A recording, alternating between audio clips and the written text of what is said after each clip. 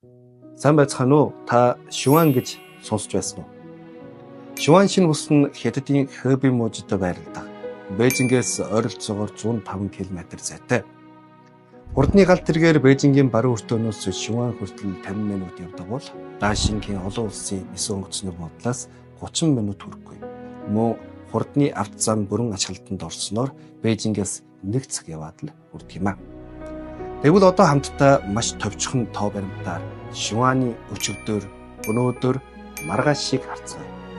Өчигдөр Шиван зөвхөн цагаан хуудас байлаа.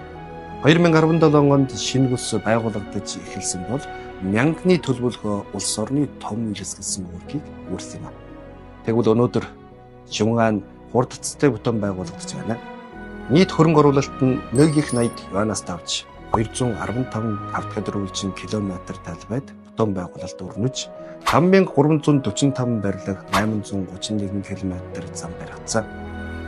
Мөн төвийн 400 гаруй аж ахуйн нэгж сууршиж байнгын орчин суугчдын тоо 141 саяд хүрчээ.